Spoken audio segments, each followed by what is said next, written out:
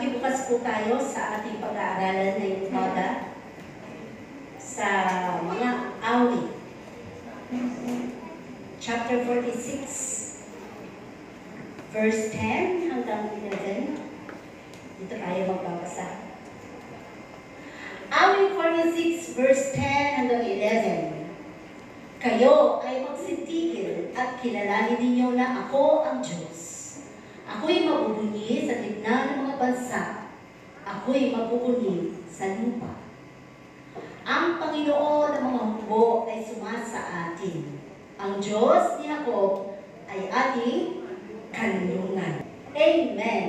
Ang titulo ng ating pag-aaral ngayong umaga is Be Still. Sino po ang nakipagkaisa ng ating partial fasting? Purihin ng Diyos, salamat sa mga nakipagkaisa. At ang purpose, sabi nga, sa bawat fasting natin, meron tayong purpose dapat. Bakit ka nagpa-fasting? So sabi ko nga sa ating GC, po ba, na ang purpose natin is para sa bagyo na parating, no? Dahil napaka-effective po na tinatawag na fasting. At ito ay kahit doon sa Biblia, ito ay nakatala, no? Na maaaring sa mga bagyong ito ay maaaring ilihis ng Panginoon, maaaring tunawin ng ating Diyos, maaaring pahinain ng Panginoon. Lahat ng yan ay Diyos lang ang may kakayanan. At ang sa atin lamang ay ang magtiwala. So be still, sabi doon, no, sa ating pamagat. Ang sabi dito, where do you run to when you have problems? Kanino ka ba tumatakbo?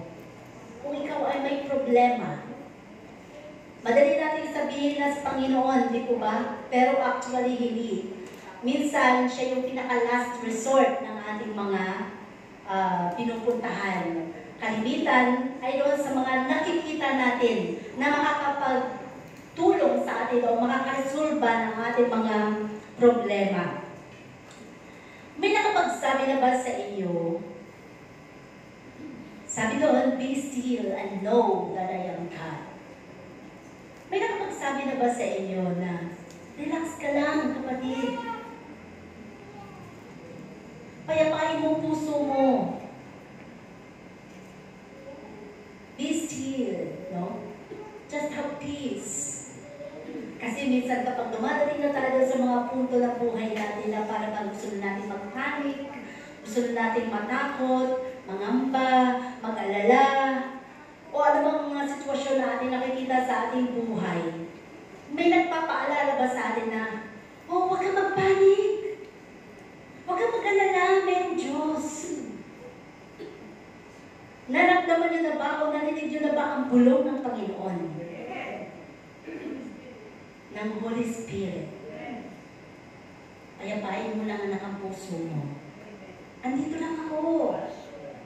Kapag dumating yung mga balita na ang bagyo ay sinlaki pa ng mas malaki pa sa ating bansa, ang sabi ng Panginoon, inuna mo ako, anak, sagot kita. Amen. Yung mga bagay na nagpapalakas ng ating mga pananampalataya. Sino bang may hawak ng mga ulan? Sino bang may hawak ng mga hangin na yan? Lahat yan ay nilikha ng Panginoon. So kung lahat ng yon ay papayagan ng Diyos na mangyari sa buhay natin, alam ng Panginoon ang ating mga kapasidad, alam ng Panginoon ang ating mga sitwasyon. Ang sa atin lamang ay lubos na magtiwala sa Kanya. At ang Panginoon ang bahala sa atin. Di ba?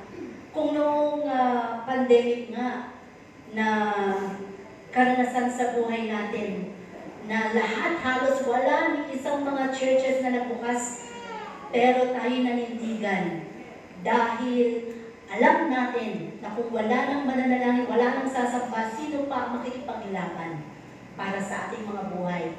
So huwag tayong matakot, huwag tayong mangamba, although na ando nararamdaman natin, pero merong bumubulong sa'yo, relax ka lang anak, relax ka lang, pwede kong patamahan na sa Sierra Madre at lumihis. Diba? Relax ka lang anak. Masyado pa namang iniisip ko, Naku, paano na kaya yan? Paano na kaya? Ano na kaya mangyayari? Kahit anong mangyari, hawak ka ng Panginoon. Kaya nga dito, sinasabi sa atin, lagi natin tandaan, nothing can give real security except God. Ang Diyos lang. Makapagbibigay sa iyo ng totoong seguridad, ng totoong security or bagay na ikaw ay maiingatan, no, ng Panginoon. Dahil alam ko na napakaraming beses na natin naranasan sa buhay natin kung paano ang Diyos ay gumawa ng himala.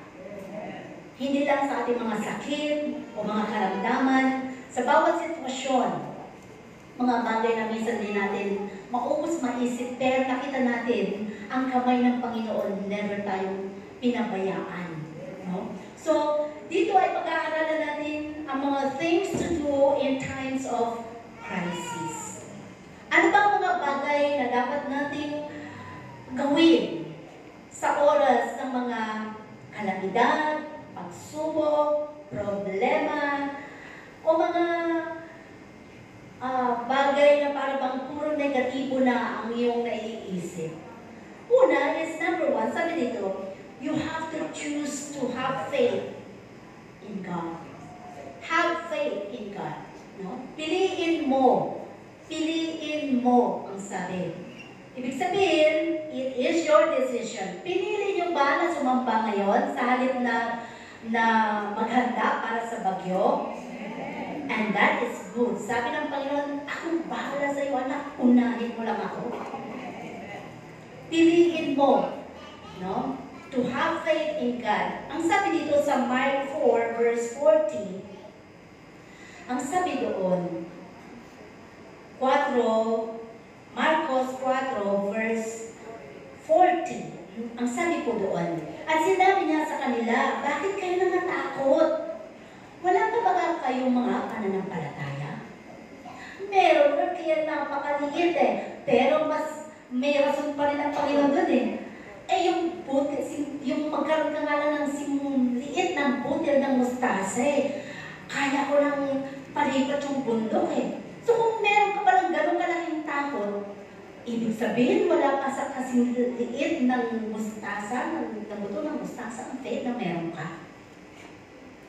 Dito natin mapapatunayan kung ang bawat anak ng Diyos ay totoo nga ba nagsasabi, Lord, nagtitiwala kami sa iyo, Panginoon. Nagtitiwala kami na ikaw lang makaliligtas sa amin. Pero naroon ang iyong punong-puno ng takot. Sabi dito, you cannot have peace until you know God. No? Hindi ka magkakaroon ng anumang kapayapaan sa puso mo kung totoong hindi mo siya nakikilala. Tama ba? You cannot have peace until you know God. Kung hindi mo talaga kilala ang Diyos, mapupuno ang puso mo ng takot. Mapupuno ang puso mo ng pangamba. Mapupuno ang puso mo ng duda. Mapupuno ang puso mo ng mga pag-aalala sa iyong buhay. Because the way you think will give impact to your spiritual health. No? Kung paano tayo mag-isip, kung paano natin pinag-iisipan ang bawat sitwasyon sa buhay natin, doon din magre-reflect sa ating mga kinikilos, sa ating mga ginagawa. Hindi masama na maghanda. Dahil ang panting ang bagyo, itaas mo na yung mga dapat itaas. Ihanda mo na yung mga flashlights. Baka mamaya biglang mag-brown out. Although nananalangin ka, hindi masama na maghanda. Dahil ang sabi din naman ng Panginoon sa kanyang mga salita, prayer without work is dead. No? So, kailangan na andun din ang paghahanda natin. Anytime, di ba? Anytime, kahit anong oras, kung papayagan ng Panginoon tumaan ng bagyo, alam ng Diyos ang sitwasyon mo. Kung papayagan ng Panginoon na lumis ang bagyo, kahit na naghanda ka, salamat sa Panginoon. Dahil naroon ang kanyang kamay sa iyo, sa atin, no? So, sabi dito, ito ay magbibigay ng malaking impact sa buhay natin. Kaya nga lang, sabi dito, Kapag nakita na natin ang problema, ang sitwasyon na paparating sa buhay natin, nakakalimutan na natin yung mga pangako ng Diyos. Yung mga verses na sinasabi natin na ating pinangahawakan, para bang hindi na natin, ano na nga ba, saan na nga ba makukuha yun? Saan na nga ba natin mababasa yun? Nawala na kasi napuno na ng nervyos, napuno na ng takot, napuno na ng ating mga pangamba at pag-aalala, no? At sabi, we have to keep our faith strong. Paano ba? Paano ba maging matatag? Kung hindi mo nga naman kilala ang Diyos, kung hindi ka nga naman nagbabasa ng Biblia, hindi ka nga nakakapanalangin, mananalangin ka lang ngayon dahil padating ang bagyo. Di ba? So, ang sabi nga kanina si Pastor maaga pa sa palengke, ang sabi ng kanyang binibilhan ng gata, sabi, naku, padating ng bagyo, kawawa na naman tayo. Tayo na naman magiging lalo naman tayo magiging mahirap. So, nagtideklara tayo agad. Di ba? At dito, tinitingnan ng kaaway kung gaano ang pananampalataya na meron tayo. Although hindi siya Christian, kaya sinabihan ni Pastor, tayo, huwag po kayo magsabi ng mga negatibo kasi may kapangyarihan yung bibig natin. Kung anong mga sinasambit natin, nangyayari. Kaya, sa Panginoon, sabi lang lagi sa atin is, maging positibo tayo. Even sa mga sitwasyon na nakikita natin, ang kilin mo pa rin na kayang gawin ng Diyos. Ang mga bagay na sa tingin natin ay imposible dahil siya ang Diyos ng posible. No? Siya ang Panginoon ng posible. At sabi dito, paano mo ba masasabi na maging malakas? Kailangan hanapin mo ang presensya ng Panginoon. At makikita natin doon laging hindi mawala, no? Yung worries, mga anxiety na sinasabi natin. Pero alam niyo ba na doon sa pag-aaral, natuklasan nila na kalimitan pala yung mga mabibilis na mamatay. Halos 80% doon ay dahil sa takot, dahil sa pangamba. Dahil mas naramdaman nila yung mga bagay na nasa paligid nila o nararamdaman nila, wala na doon sa faith, sa pananampalataya. So naalala ko, si nanay natin, di ba? Nung nakarang linggo, na halos iniiyakan na po nila yun. At sinasabi kasi may cancer na nga. At dito ay, sabi ng doktor, hindi na siya pwedeng operahan dahil sa matanda na siya. No? At nung pumunta kami doon, naka-oxygen siya, at hirap siyang makabangon, at laging, laging sumasakit dahil dito ang kanyang, sa internal organs, ang kanyang sakit, no? Ang kanyang cancer. Nung pumunta kami doon at sinabi namin, Nanay, 94 na po kayo. Ano po ang gusto nyo ipanalangin natin? Ang umuwi na sa Panginoon o gusto pang madagdagan ang iyong buhay? Alam nyo, ang sabi niya, gusto ko nadagdagan pa, dugtungan pa ng Panginoon ang aking buhay. Alam niyo yun ang pinanalangin dahil sabi niya, nahihingi ang buhay. Ngayon, pag tinanong mo, sila nanay anak, naku, ang lakas-lakas na po, nakapamasyal na po sa SM, at lumusog na po siya. You know why? Because of her faith. Yung pananampalataya niya, na alam niya, bubuhayin pa siya ng Panginoon. So doon lang tayo. Doon tayo sa mga positibong bagay na ating pagkakilala sa Panginoon, na alam mo, ano na mangyari sa buhay natin? Diyos naman eh. Kung pauwiin tayo ng Panginoon, sa Panginoon naman tayo pupunta eh. Diba? So dito lang, although naandyan ilalagay ng kaaway yung mga takot sa buhay natin, dapat ma-overcome natin ito. Yung mga nakatala sa Biblia, sila Gideon, sila David, no? Yung mga nakipaglaban doon, hindi natin pwede sabihin, hindi sila nakaramdam ng takot. Nakaramdam po sila ng mga takot at pangamba.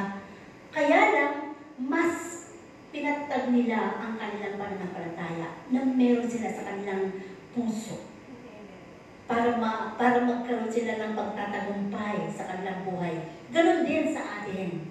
Kung dumadating na yung mga takot at pangamba, dapat matuto ka ng tumawag sa Panginoon at magdeklara ng mga positibong bagay. So dito sa buhay natin bilang mga mananampalataya, dapat alam mo, sabi, keeping our faith strong is a challenge, no? Talagang nakaka-challenge yun. Na yung mga makikita mo sa mga balita, bawat scroll mo, puro, eto na, signal number 3 ang Mega Ecija, di ba? Pero, hindi tayo nakatingin doon kung anong signal meron tayo. Ang tinitingnan natin dito is kung sino ba ang Diyos na may hawak ng ating bayan, ng ating bansa. Kaya, sabi dito, we should know Satan's strategy.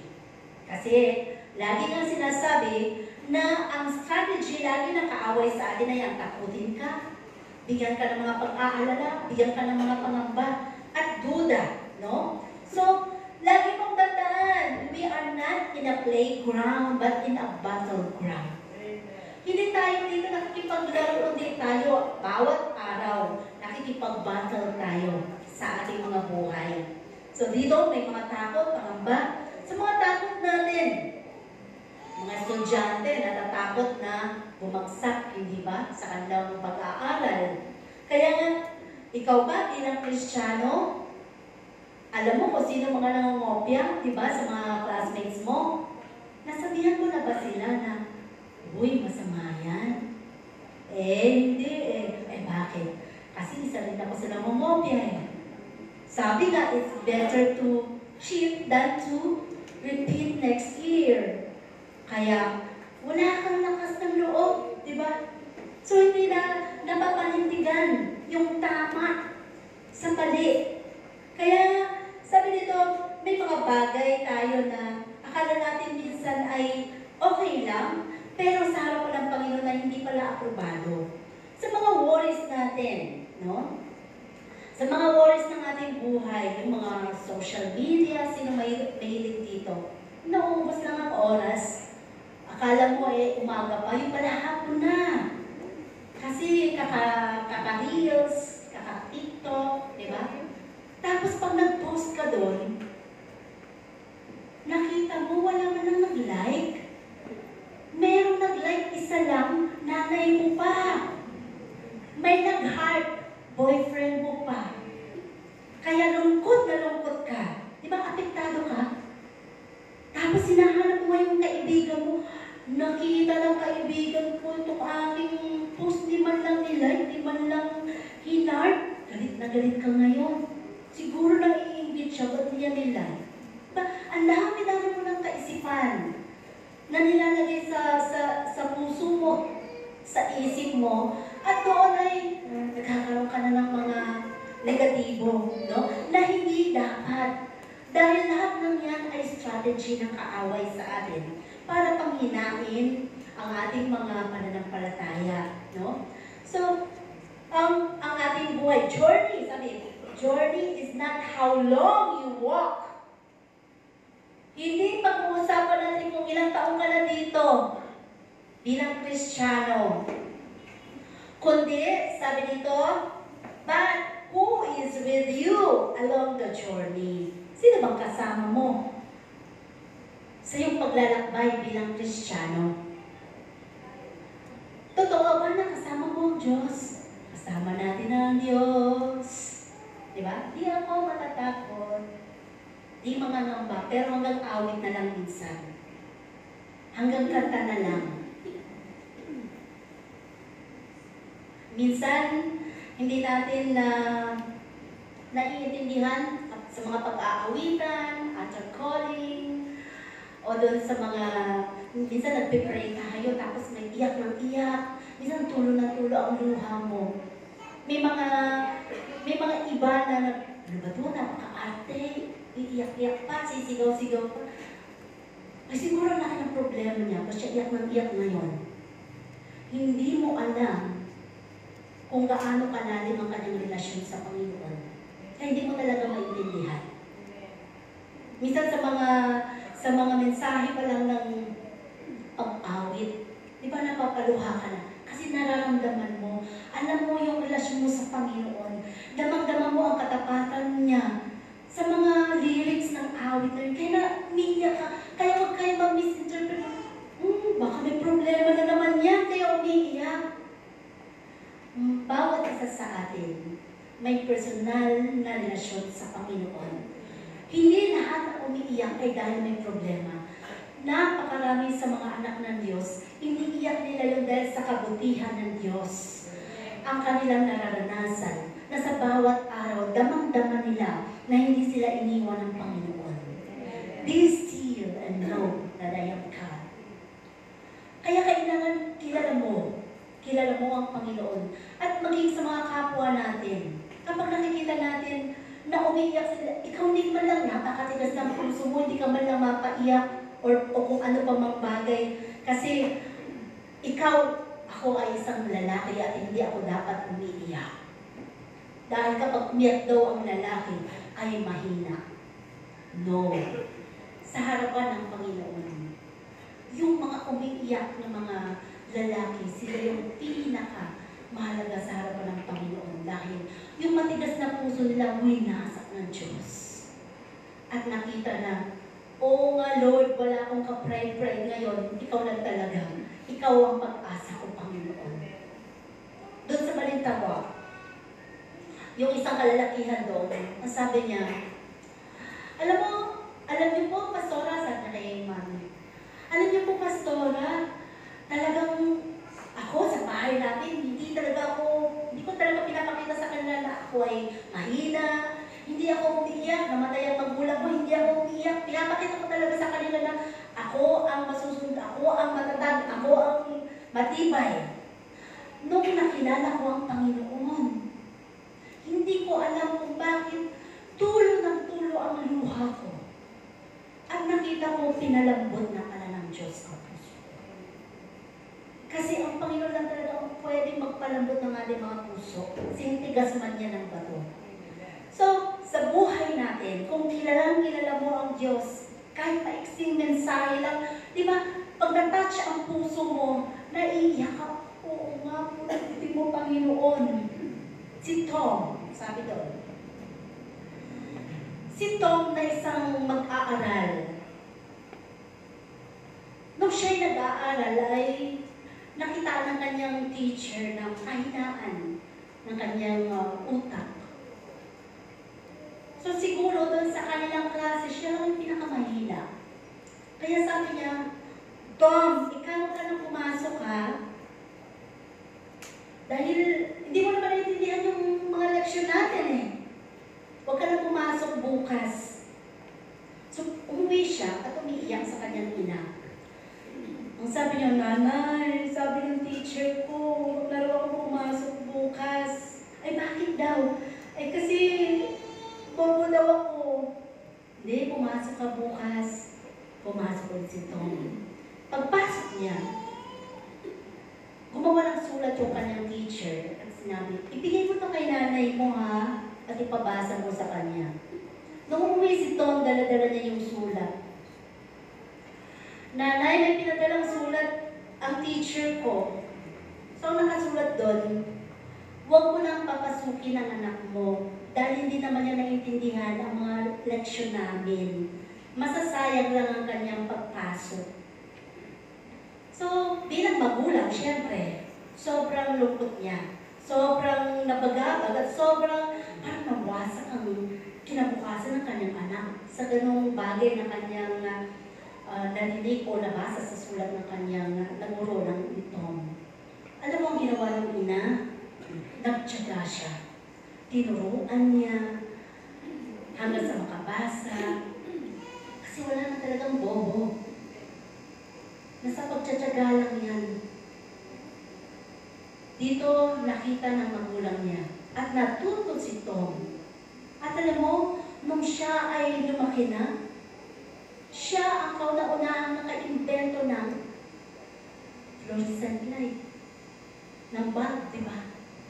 Ng ilaw na yan. Si Thomas Edison. At nung siya'y namatay, American inventor siya, di ba? At nung siya'y namatay, bilang respeto kay Thomas Edison, pinapatay lahat ng presidente ng Amerika ang lahat ng ilaw sa Amerika para lang magbigay respeto kay Thomas Edison. So sabi nga, sino bang higit na nakakilala kay Tom, kundi ang nanay niya. So pinagtyagaan niya yun hanggang sa na-develop at ang karunungan ay ibinigay ng Panginoon. So ganun din sa buhay natin bilang mga mananampalataya. Walang sino man sa atin na makapagsasabi, ayan, matagal na yan, malalim na yan sa Panginoon. Ayan, wala namang naiintindihan yan sa mga naririnig niya. Walang sino mang makakabasa ng ating puso, ang ating kaisipan ng Panginoon lang.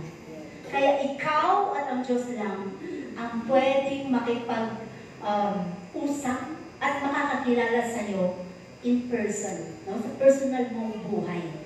Kaya dito sinasabi, ang buhay mo bilang mga mananampalataya, piliin mo ang magkaroon ng totoong pananampalataya sa Diyos. Pananampalataya ay hindi yan mabibili. Ito ay isang kayamanan na magkakaroon ka, na kahit anong mangyari, walang makakaagaw yan sa iyo. At yan ang isang bagay na gustong ituro ng Panginoon sa bawat mananampalataya na sumasamba sa Kanya. Kung may pananampalataya ka, hindi mo kayang ipagliban o ipagpalit ang Panginoon.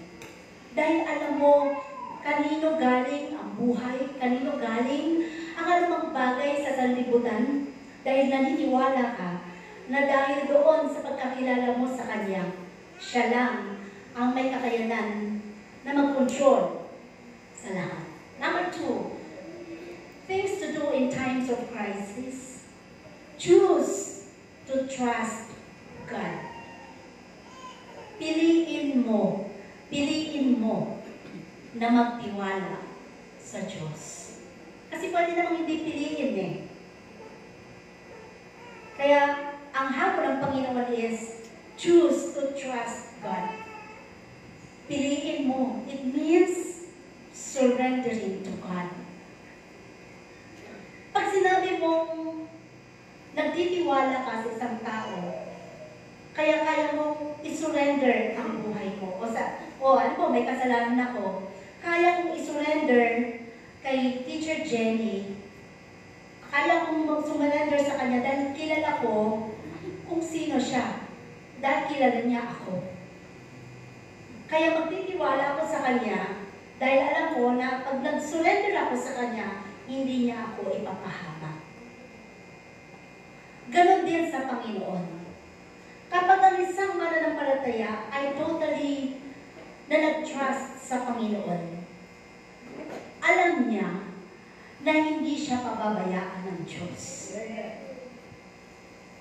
Kahit sa gitna pa man niya ng delubyo, naniniwala siya na, nagliparan man dyan yung mga bubong, naniniwala siya na hindi hahayaan ng Panginoon na mawala ng bubong ang kanyang tahanan. Dahil nagtitiwala siya sa Diyos. Ang Panginoon ay kaya magpadala ng mga matatapat na mga anghel para hawakan ng bubong. Minsan, ginagawa ng Panginoon, di ba nanalangin, Lord, patigilin mo na ang ulan, Lord, patigilin mo na ang bagyo, patigilin. Tapos, ang mga bagay na ito, kapag hindi na sunod yung panalangin mo, nanalangin ako, hindi naman tumitigil, lalo pang lumakas, ayan pa, lalo pang lumalakas. Inaalaw minsan ng Panginoon lahat ng yan. Bakit? Dahil sa mga ganong sitwasyon, pwedeng hindi baguhin ng Panginoon ang sitwasyon. Ang gusto niyang baguhin ay ang puso mo at pagtitiwala mo. Kasi habang nananalangin ka at natatakot ka, wala ang faith doon, wala ang trust doon.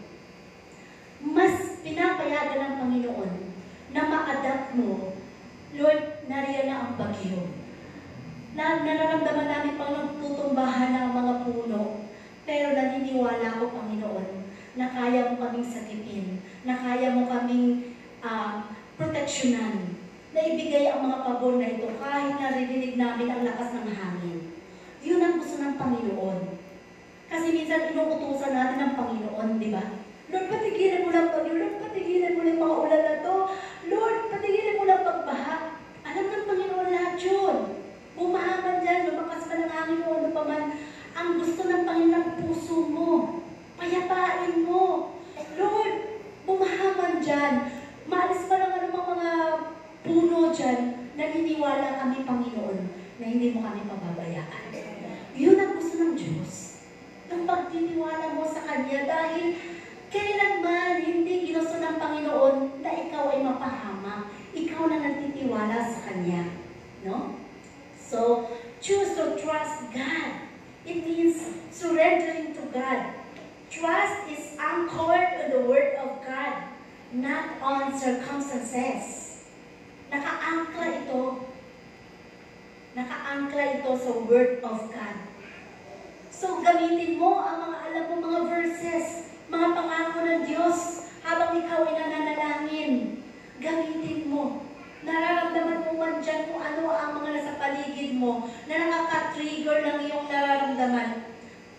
Mas bigyan mo ng diin at bigat ang faith na meron ka kaysa sa takot na nararamdaman mo. And that is faith. Naniniwala ko, ililigtas tayo ng Panginoon kapag meron tayong faith over that fear na nararamdaman natin sa buhay natin. So sabi dito, no?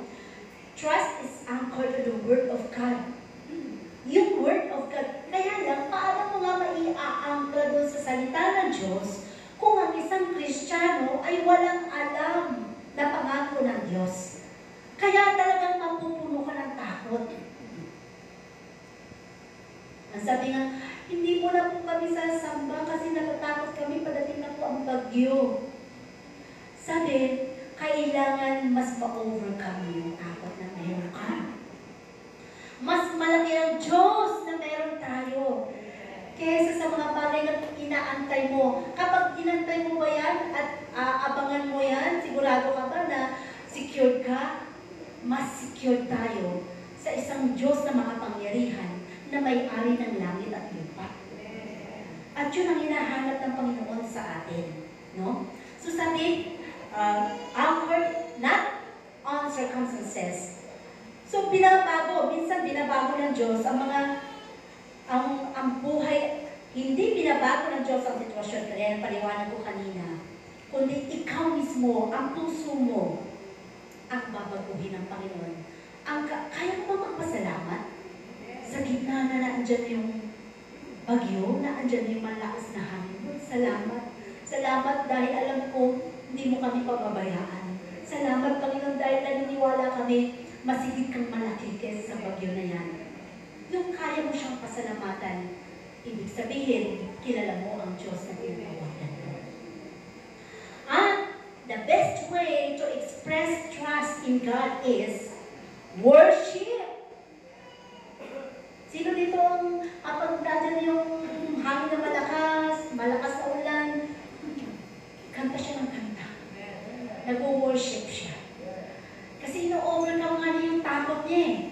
So, nilalakas pa niya yung kanta, magpapatugtog siya. Kasi parang yun ay isang bagay na mabibigay sa'yo ng power, ng strength. No? Na lalo magtiwala sa Diyos. Di ba si David, nung nag-heart siya, tinututugan niya si Haring Saul, naiiba yung kanyang kaisipan. Na kahit galit na galit siya ngayon, pag tinutugan siya ng heart ni David, kumakalma siya. Yun ay paraan, no, ng Panginoon para ikalma ka. Para bigyan ka ng kapayapaan ng puso. Para hindi ma-divert ang iyong kaisipan doon sa takot na nilalagay ng kaaway sa iyong kaisipan. So, ito ay isang paraan, no, ng pagtitiwala sa Diyos. Magpatugtog ka, umawit ka ng umawit ng mga papuri sa Panginoon. It is in the midst of darkness to test your trust in Him. Hindi naman matetest ng Panginoon yung pagtitiwala mo sa Kanya. Kung okay ang buhay, ayos ang buhay. Kaya kailan ka lang ba sasamba? Kapag maaraw na. Kailan ka sasamba? Kapag okay na, wala lang bagyo, walang problema, walang sakit. Kailan ka sasamba kapag okay ka lang? Mas mahalaga sa Diyos ang iyong presensya, ang iyong pagsamba sa gitna ng mga kanliman mo sa buhay. Sa gitna ng may sakit ka, sa gitna ng may nararamdaman ka, ng mga problema sa pamilya, pagsubok na nararanasan mo, pero tuloy-tuloy ka na sumasamba sa Panginoon, mas lalo mo mararamdaman ang kamay ng Diyos na umaalalay sa iyo. At doon mo makikita na kahit gaano kabigat ang iyong nararamdaman, kahit na may sakit kang ganong kabigat, ang mararamdaman mo doon is, parang ang gaan, parang hindi mo siya dama, yung problema mo, yung pagsubok mo, kasi may bumubuhat sa iyo, may bumubuhat sa problema mo. At yun ay dahil sa pananampalataya na meron ka, kasama mo ang Diyos. Amen? So, it is in the midst of darkness, no? Sa gitna ng mga kadiliman sa buhay natin, doon mas nakakakilos ang Diyos kapag pinatatag natin ang ating mga pananampalataya. Sa buhay mo, bilang naglilingkod sa Panginoon, lagi mong pakiramdaman yung iyong pagtitiwala sa Diyos, hindi sa pandama, kundi yung pakiramdaman mo ang iyong pananampalataya. Kasi kung sa pakiramdam ka lang, sa flesh mo, talo ka dyan. Hindi ka mananalo dyan. Lalo kapag narinig mo na yung warning alert, warning alert, bumabaha na. Ako, dyan yung takot mo, hindi ba? So, minsan, yun ang nakapag-trigger sa atin. Pero, ang buhay mo ay ang Diyos ang may hawak. Minsan kapag nagalit ka, nagkaroon ka ng problema, di na kita mahal, walay na tayo, pero hindi ganun ang Panginoon. Diba? Dahil may commitment ka sa Panginoon. Ang Diyos may commitment sa iyo. Gustong-gusto tayong dali ng Panginoon sa langit na bayan. At yung ating mga nararamdaman, sa taong pandama yun eh. Kapag nagalit mo, di away ang asawa, mag-asawa, o pamilya, hindi ko na kayo kapamilya, hindi na kita kapatid, hindi na kita asawa, hiwalay na tayo. Yun ang galit. Diba? Yun ang galit. Dahil punong-puno ka ng galit, sama ng loob. Doon natin nasasabi yung mga bagay na hindi marapat. No? Dahil based on your emotion. Sa emotion mo, doon ka nakabase. Paano pag okay na bukas, okay na sa makalawa, yung mga nasabi mo masasakit, wala na, nakatanim na yun sa kaisipan ng nasabihan mo. Kaya huwag tayong bumase sa ating nararamdaman. Even sa nararamdaman natin sa kapaligiran, ang ating babasihan ay ang ating pananampalataya. Dahil hindi totoong love yun sa Panginoon. Minsan sabi, Lord, mahal naman talaga kita, kaya lang hindi talaga ako pwede ngayon dahil sa maraming rason. So, sabi nga, 1,001 reasons, pero ang sa Panginoon ay sa Diyos. Sa Kanya yun eh. Kailangan ibigay natin ang para sa Kanya. No? Ganon din sa ating paglilingkod, sa ating buhay, sa ating church, sa iglesia, na ating pinaglilingkuran. Hindi po pwedeng kapag galit ka na goodbye na kayo, ayoko na sa inyo, hindi ko na kayo mahal. Hindi totoong love yun. Ang totoong pagmamahal, na-overcome yan ng yung galit, di ba? Na-overcome yan. Because you love that person, natatakpan ng love. So sa buhay natin, sa paglilingkod natin, minsan, nagtatampo ka sa Panginoon, kasi iniisip mo hindi ka tinugon ng Diyos. Pero may karapatan ka ba para magtampo sa Diyos? Dahil hindi sinunod yung gusto mo, dahil yung mga hinihiling mo hindi mo nakamtan, Gusto mo na magtampo, ayaw mo nang sumamba? Walang sinuman sa atin ang may karapatan na magtampo sa Panginoon. Lahat ng bagay na nangyayari sa buhay natin, alam ng Panginoon, at siya ay may mga layunin sa bawat pangyayari sa buhay natin. Because the more you know God, the more you trust Him. The more you know God, the more you trust Him. So alam mo na, kung kulang ka sa pagtitiwala, ibig sabihin, kulang ang pagkakilala mo sa Diyos. Hindi mo pa kasi kilala ang Diyos eh. Naramdaman mo na ba na sinamahan ka ng Panginoon nung nasa tingin ka ng kamatayan? Kung naramdaman mo yun, hindi mo siya kayang walang bahala. Naramdaman mo na ba nung pandemic na munti ka lang mamatay, pero binuhay ka pa rin nila dahil may purpose para ka lang buhay mo? Kung naramdaman mo yun, hindi mo na kaya ipagpalit ang Diyos. Dahil kung doon nga, titikok-tikok na ako dahil doon sa COVID na yun binuhay ako ng Diyos. Ngayon pa ba, kailangan ko ba siyang ipagpalit? No. Yun yung faith na meron ka. Binabalikan mo lagi yung mga karanasan mo sa buhay, kung paano siya kumilos sa buhay mo noon.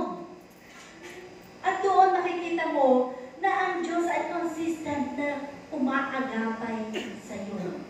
Minsan sa pagpuri natin sa Panginoon, di ba? Sa pagpupuri natin sa Panginoon, doon mo mararamdaman talaga yung kapuspusan.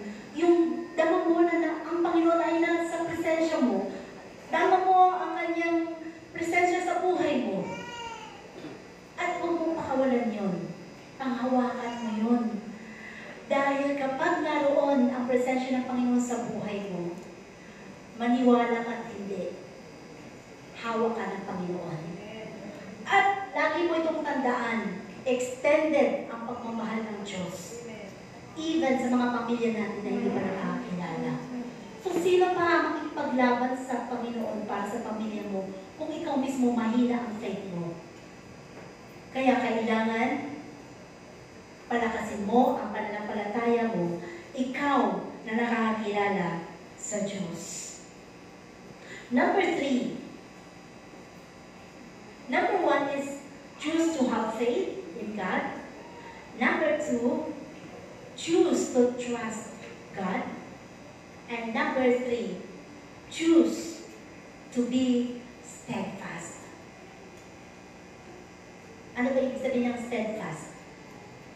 Manatiling matatag. Diba yung mga armies? Kahit na sa oras ng training nila, pag nakatayo, tayo ka lang dyan. Walang kikilos kahit kinakagat ka ng langgam. Diba? Be steadfast. Kung anong meron kang faith ngayon, panindigan mo yan. Huwag ka na maglaylo, huwag ka na magduda. Mamaya, lumakasan pa, walang lumakas yung bagyo, lumakas yung hangin, lumakas yung ulan. Nawash out na rin yung mga faith mo kaninang umaga nung napakinggan mo ang salita ng Diyos. Dapat panatilihan mo yun sa puso mo. Ito yung napakinggan ko kanina eh. Ito yung sinasabi kanina na kailangan magpanatili lang ako. Be still daw, sabi ng Panginoon. Lord, gusto kong panghawakan yan. Kahit minsan nagdududa ko, ayaw ko na ganito, Lord. Nire-review ko itong Panginoon. Palitan mo ang mga takot ko ng mga pagtitiwala sa iyo, Panginoon. Palitan mo ang mga pangamba ko ng tunay na kapayapaan ng puso. Lahat yun, kailangan i-divert mo siya into positive. Dahil sigurado ko, kapag ganon ang buhay mo sa harapan ng Panginoon, matatawag kang isang mananagumpay. Isang mananagumpay. Sabi nga, the peace of God is not the absence of storm. The peace of God is not the absence of storm. Yung kapayapaan ng Diyos, hindi yung ibig sabihin ligtas ka na. Ito yung bagyo. Ikaw lang talaga ang hindi dinaanan ng malakas na hangin. Hindi ganon. Pwedeng madaanan lahat, pero doon nga mapapatunayan ng Diyos ang kanyang himala. Na kahit dinaanan yung bahay mo, walang nasira sa mga pananim mo, sa properties mo o ano pa man. Doon mo masasabing, totoo nga ang Diyos. Siya nga ang Diyos na himala. Be still and know that I am God. Sabi, di ba? is not the absence of storm. Maaaring iparanas lahat yan sa atin ng Panginoon. But He is in the storm with you. Just stand firm in His word. Kasama ka. Kasama ka. Kasama mo ang Panginoon. Sa panahon ng mga unos. Sa panahon ng mga bagyo. Sa panahon ng mga pagsubok. Sa panahon ng mga sakit at karamdaman na meron ka. Kung alam ng Diyos na may purpose pa ang buhay mo, patuloy kang palalakasin. Pagagalingin ang Panginoon. Dahil may purpose ka eh. Alam ng Diyos na ay, akala ko ito naglilingkod. Gusto ko pa ito makita sa presensya ko lagi. Ang Diyos ko nihawak ng buhay natin. No? Ang Panginoon lang. So sabi nga, ang buhay mo na nakaangkla sa presensya ng Panginoon, never itong masishaken. Di ba kanina yung kanta? I will never be shaken. Hindi ka masishaken. Minsan nag-awit lang tayo. Pero pag dumating na doon, nagpapanik na tayo. Sino ang nagpapanik? Buying. Wala po, puro nga lang panik eh. Walang buying. Kasi walang ibabay. No? Hindi naman kailangan mag-panic buying. Kasi wala naman, di ba? Ang buhay natin, sabi nga, ang Panginoon, magpo-provide lagi yan. At kailanman hindi tayo kaya ng Panginoon na maggutom. Nagpanik-panik ka. Nung natapos ng bagyo ando na pala, dami na mong dilata. Nagka-expire na tuloy. Ay, dahil na nagpanik-panik kami Natakot ka kasi maggutom. Diba? Pangako ng Diyos, hindi tayo gugutomin ng Panginoon. Hindi nga tayo ginutot ng pandemic, walang trabaho, walang pagpilihan Diba? Ang galing nga ni Lord, no? Kung babalikan natin yung pandemic na yun, lahat sarado, wala kang makikitang tao na naglalakad dyan. Pero binuhay tayo ng Panginoon. Walang resources. Wala. As in, wala. Alas 2 taon. Pero ang galing ni Lord, lahat ng nagtiwala sa Kanya nakasurvive. Diba? Lahat ng alam ng Diyos na may purpose pa ang buhay niya, talagang binuhay ng Panginoon, binigyan ng pagkakataon na, lalo ka maglingkod, anak. Lalo ka ang kilalanin. Gusto ko nakikita ang presensya mo sa aking tahanan. Parang ganun. So, huwag natin sayangin ang mga bagay na yun. No? So, what do you do when you are afraid? Ikaw, kapatid. Anong ginagawa mo kapag natatakot ka? Nangangamba ka. Sabi doon sa Psalms 27 verse 1 and 3, di ba? The Lord is my light and my salvation. Whom shall I fear? The Lord is the stronghold of my life. Of whom shall I be afraid? When evil men advance against me to devour my flesh, I will fear no evil. Diba? Kanina ako matatakot. Ang Diyos ang may hawak ng buhay ko, diba? Mamatay man ako, pakinabang sa kaharapan ng Panginoon. Kaya sabi ko ni David, wala akong katatakutan. Minsan ang kaaway gustong lapain ang aking laman. Ibig sabihin ng aking buhay. Gusto kong patayin. Gustong mangyari na ikaw ay mapahamak sa daan, magkasakit. Pero sabi nga, ano sabi? I will fear no evil.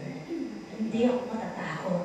Dahil ang buhay ko ay ang Panginoon ang may hawak.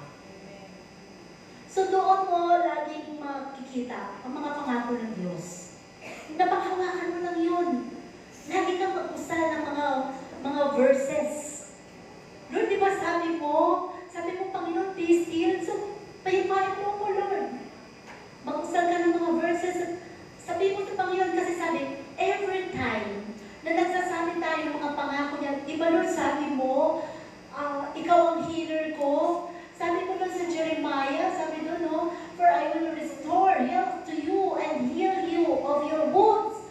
Jeremiah yan, Panginoon 24:17, sinabi mo yan, Lord pinangahawakan ko yun. Ayaw ni Lord na mapahiya siya sa kanyang mga pangako, kaya gagawin niya yun sa'yo.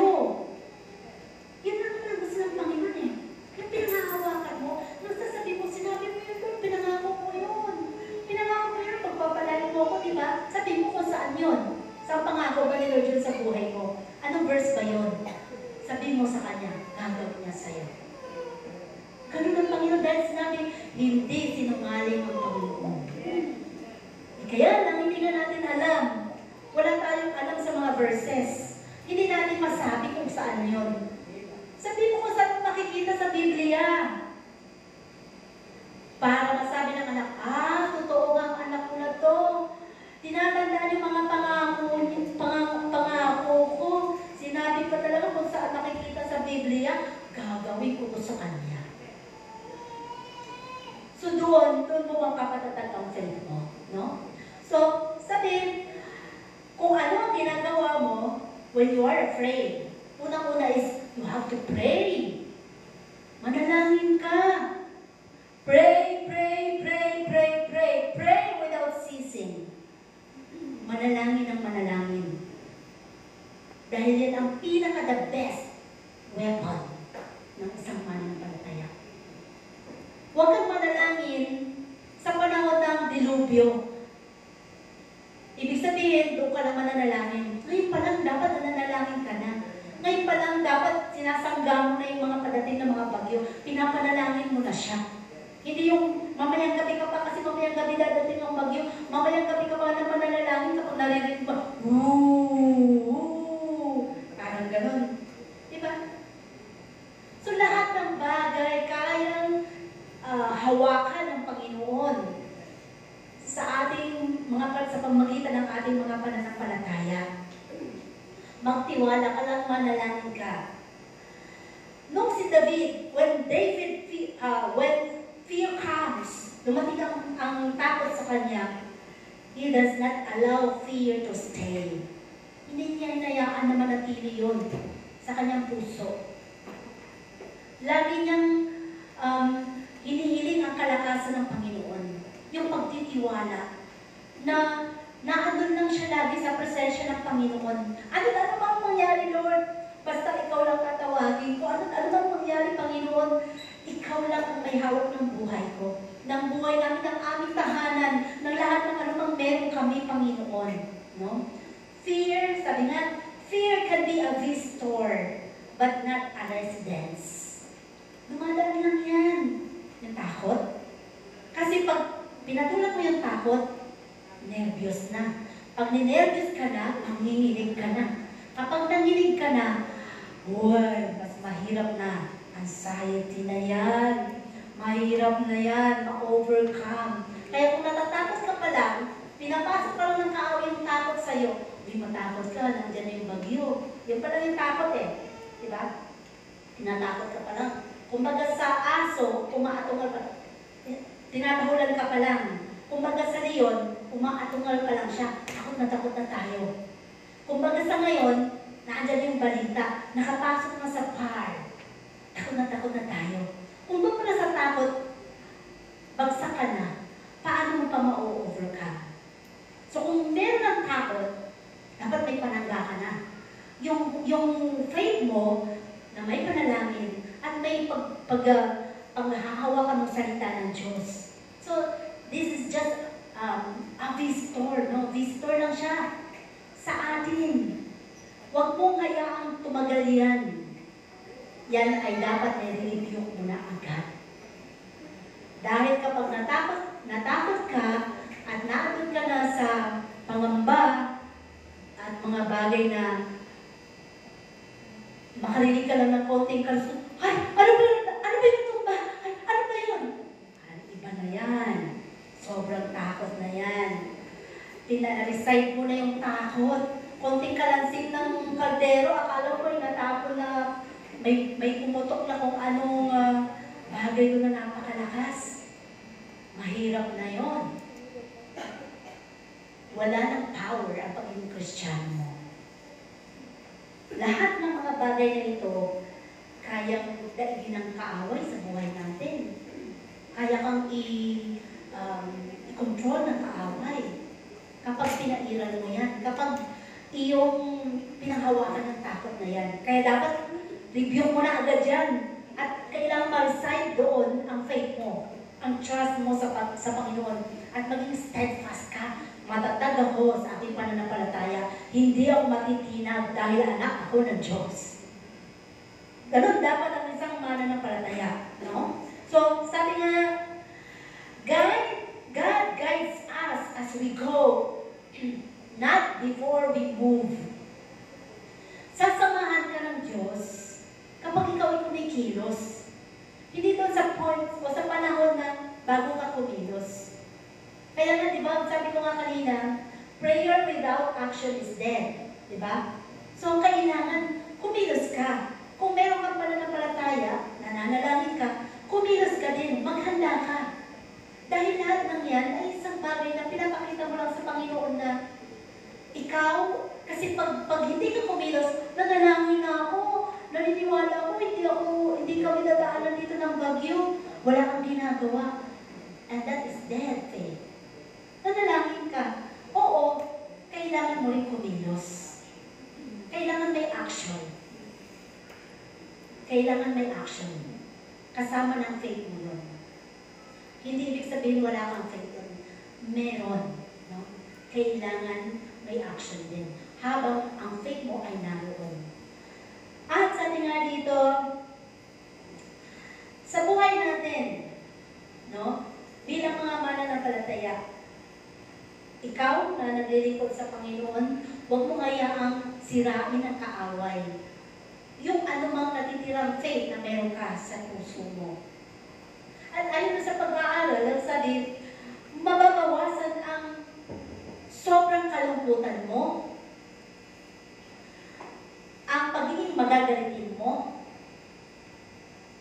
ang pagkakaroon mo ng hinanakit, pagkikimkim mo ng hinanakit sa puso mo, kapag ikaw ay laging nagbabasa ng Biblia. Sabi dito, it will lessen, no?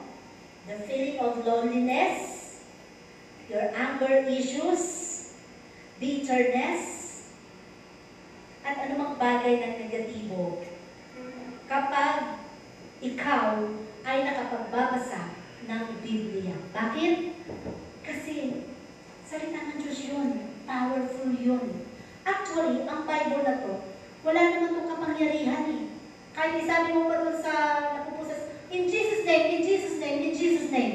Hindi naman, walang kapangyarihan to. Unless yung mga nakasulat dito, ipamuhay mo. Doon magkakaroon ng power. Pero itong libro mismo na to, wala. Kaya di ba, minsan doon sa mga napuposes, nasabi nila, ginagawa in Jesus' name, in Jesus' hindi po. Ang mga nakasuad lamang dyan, kapag pinamuhay mo at pinanghawakan mo, doon magkakaroon ng kapangyarihan sa buhay mo.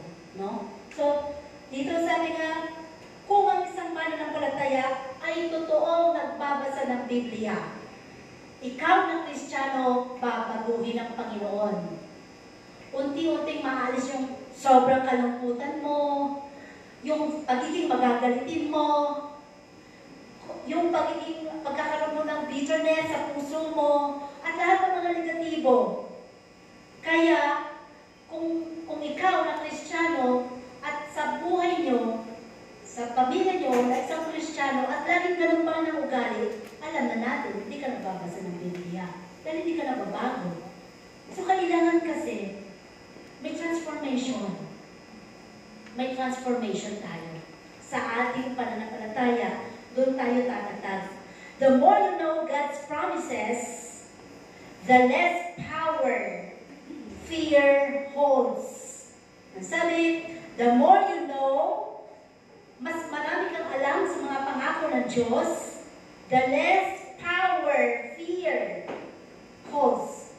Mas uunti o mas malilesen ang takot sa puso mo. Kasi, mas matatag ang pinangahawakan mo.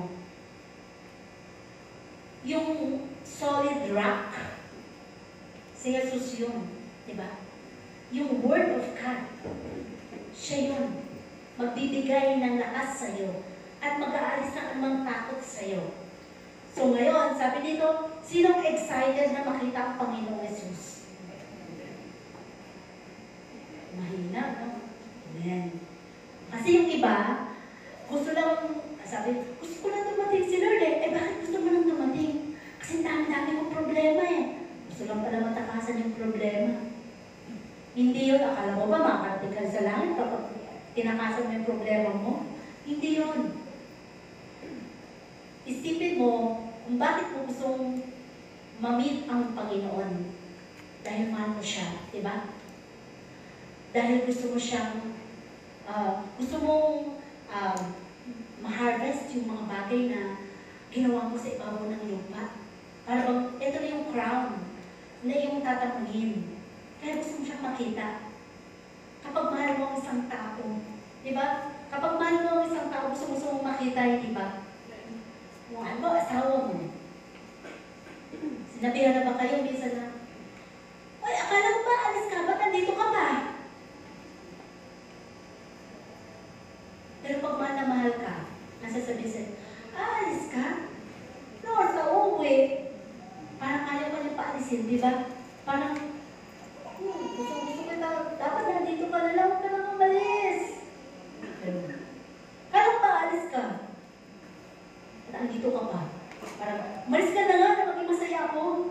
Parang gano'n, di ba? So sa Panginoon, masabi ng Panginoon sa atin, gusto-gusto ng Diyos na nakikita tayo lagi sa Kanyang presensya. If you have deep relationship with God, hindi ka papayag na hindi mo makausap ang Panginoon. Kausapin mo siya lagi, ang Panginoon. Ibig sabihin, manalangin ka lagi. At kapag kinausap ka ng Panginoon, magpasa ka lagi ng salita ng Diyos, ang Panginoon ang nakikipag-usap sa iyo. May mga bagay siyang itinuturo sa iyo, iginaguide sa iyo kapag nagbabasa ka ng Biblia. Eh, ang haba-haba ng mga chapters eh. Eh, kung ikaw ay isang baguhan na nagbabasa ng Biblia, ano ba yung isang verse na panghahawakan mo, na binabasa mo everyday? Sinabi nga pala doon sa ano nga ba yun? Isaiah 60 verse 22. When the time is right, I, the Lord, will make it happen. Lord, panghahawakan ko yun. Wala pa ngayon yung mga pagpapala, pero sabi mo, when the time is right, it will make it happen. Di ba? Mangyayari yun. Alam ko, may timing ka, Lord. Ganun lang lagi eh. Yun ang gusto lagi ng Panginoon sa atin. Yung kumpiyansa ka sa mga salita niya. Dahil naniniwala ka na yung pangako niya totoo, mangyayari sa buhay mo. At sabi nga, sa ating conclusion na, sabi nila, may conclusion na, makakauwi na kami, makakapag-tali na rin kami ng bubong. Just have faith. Conclusion. What is the basis of your trust in God? Ano ang basihan? Bakit ka nagtitiwala sa Kanya?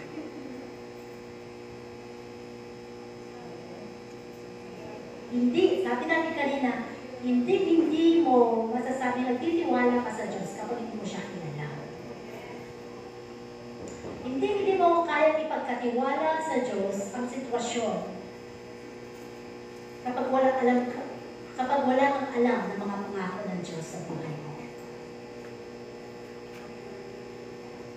If you don't know God, paano mo siya pagtitiwalaan?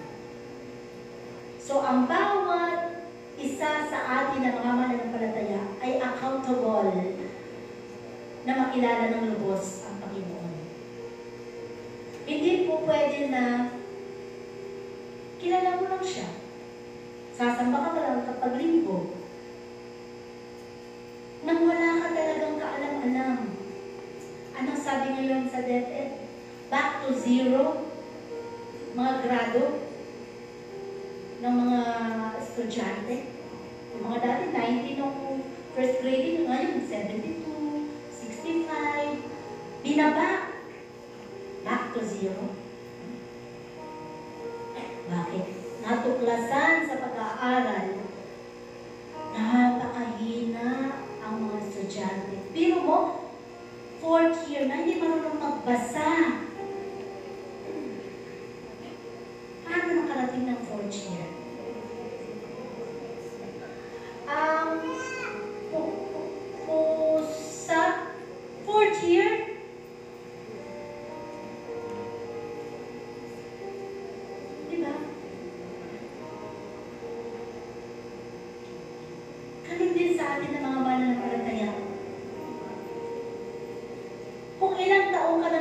nakikilala mo ang Panginoon, ilang verses na ba ang pinanghawakan mo na pangako ng Diyos?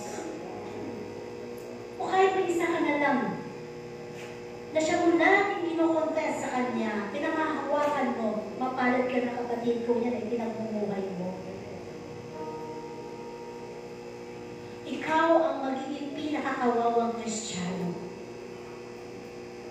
Dahil ang pagiging Kristiyano, hindi lang siya happy-go-lucky. Uy, sayaw tayo, may kanta tayo. Hindi po. Responsibilidad po yun na makilala mo ng lubos ang Panginoon. Dapat alam mo ang purpose ng buhay mo. Bakit ka niligtas ng Diyos?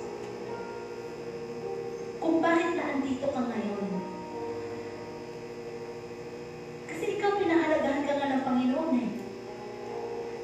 Doon sa mga maliliit na nararamdaman natin, sakit, ng kalooban natin, yung mga sitwasyon na ating naranasan sa loob ng ating tahanan,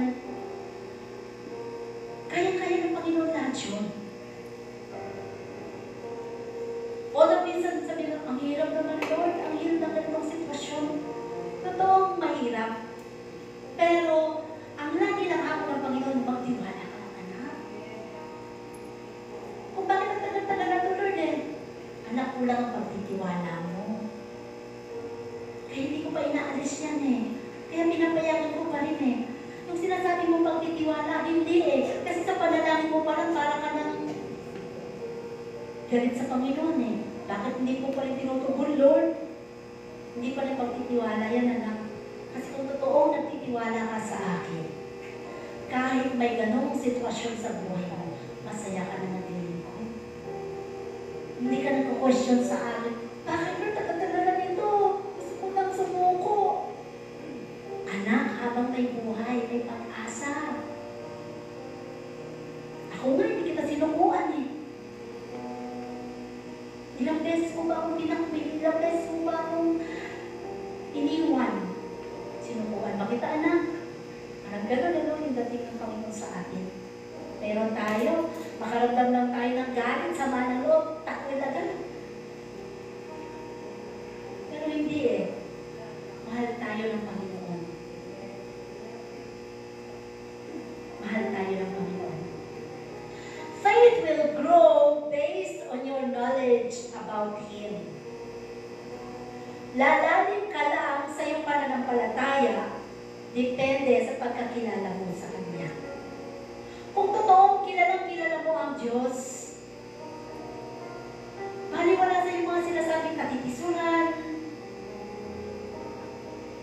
baliwala sa iyo yung magagalit ka sa kapwa mo, sa mga kapatiran mo, wala na yun, nalagpasan mo na lahat yun. Kasi totoong meron kang pagmamahal sa Panginoon. Malalagpasan mo na lahat yun. Hindi mo siya pinapatagal sa puso mo. Dahil naniniwala ka, ang Diyos, Diyos ng kaayusan.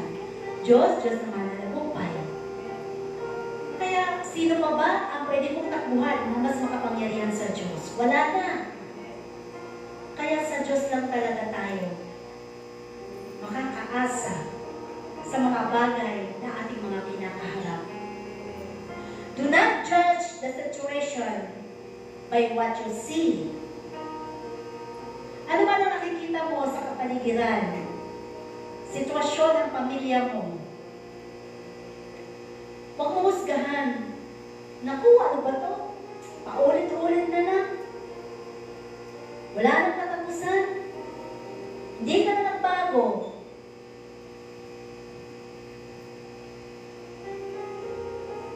Hindi pa nga tapos ang Panginoon eh. Hindi lang sa Kanya may inaayos. Sa iyo mismo may inaayos sa Panginoon. Hanggat may bitterness ka doon sa nakikita mo sa sitwasyon, hindi makakakilos ang Panginoon.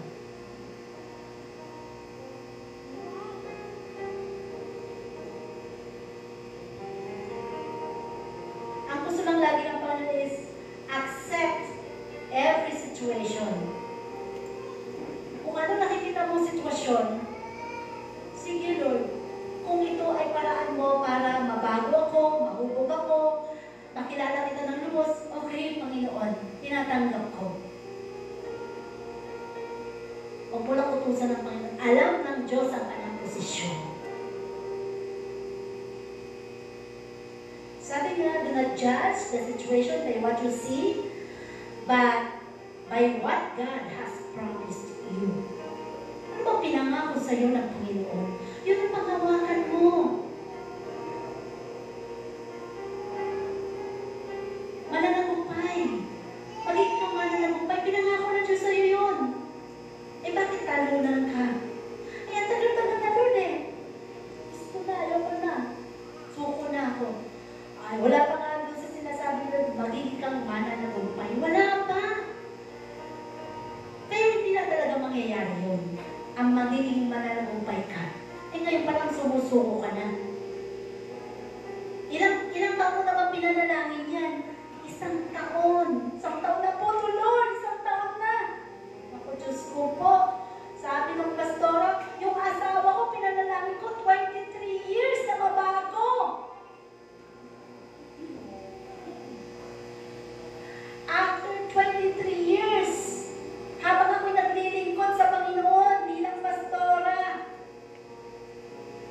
ang buhay ng asawa ko, nasa sanlibutan. For 23 years, pinanalangin ko yun sa Panginoon. After 23 years, nakakilala siya sa Diyos. Nung may sakit na siya. At dumating ang ilang buwan lang, namatay na siya. So, habang may buhay, may pag-asa. Salamat, sabi ng pastora, salamat sa Diyos. Bago siya namatay, nakilala na rin ang Panginoon. Nakapaglingkod pa rin siya kahit sa kaunting panahon. So, ibig sabihin, huwag mong sukuan. Huwag kang sumuko. Go on. Do not give up. Kasi pinatatatag na ang faith natin ng Panginoon. Kahit parang hirap na hirap ka na. Parang hindi mo alam kung saan ka susuling, hindi mo alam kung paano mo ito masusolusyonan. Wala ka talaga magagawang solusyon dyan. Kundi ang ipagkatiwala lang sa Panginoon. Siya lang may kakayanang magbago sa kapwa, sa tao, sa kapwa natin, sa mga sa buhay, kahit sino. Kaya nga sabi, panghuli sabi nito, kagaya ni Jacob. Nakipag-wrestle siya, di ba, sa angel of God. Magdamag yun, nakipag-wrestle siya. Kasi hinihinga niya yung kapatawaran eh, di ba? Dahil sa pagkakadaya niya sa kanyang kapatid. Ano sabi lang ng Panginoon sa ng angel of God sa kanya? Be still! Payapain mo puso mo. Ibig sabihin, ng angel of God na yun, sabi niya, stop fighting against God. Huwag ka na makikipaglaban pa sa Diyos. Huwag ka na makipaglason sa Panginoon. Eh, Lord, ito talaga gusto ko. Panginoon, ito talaga gusto ko. Pinaglalaban pa natin yung ating gustong mangyari sa buhay natin. Kaya mangyayari minsan, hindi ka looban ng Panginoon ang nangyayari. Persistent will. Kung kagustuhan mo na lang, sige, payagan na nga kita, pero suffer the consequence na. Dahil ini-insist mo yung gusto mo. Minsan nangyayari sa buhay yun. Pinapayagan ng Diyos yung ini-insist mo sa Kanya, sige na Lord, ito lang talaga. Siya lang talaga buhay ko. Panginoon, bigyan mo na sa akin. O sige anak. Pero suffer the consequence. Pag nag-suffer na ng consequence, si Lord na naman ang sisisi, ay Lord, bakit ito pinigay mo sa akin? Pag ito ugat, eh, pinanalangin mo, pinaglaban mo yan. Sabi mo, sa Kanya umiikot ang mundo mo. O ngayon, umiikot ka. Ikutin mo yung mundo mo. Di ba? Ganon minsan sa buhay natin. Stop fighting against God. Stop playing with God. Hindi nakikipaglaro ang Panginoon sa atin. Kasi sabi nga sa Biblia, hindi siya napabibiro. Seryoso ang Panginoon sa buhay natin. Ang bawat isa sa atin, espesyal sa harapan ng Panginoon. At ang bawat isang nananampalataya, nagtitiwala sa Diyos, may kanya-kanyang pagpapala, may kanya-kanyang proteksyon, pabor, na nakalaan sa bawat isa sa atin. Kaya ang sabi ng Panginoon, magtiwala ka lang. Be still and know that I am God.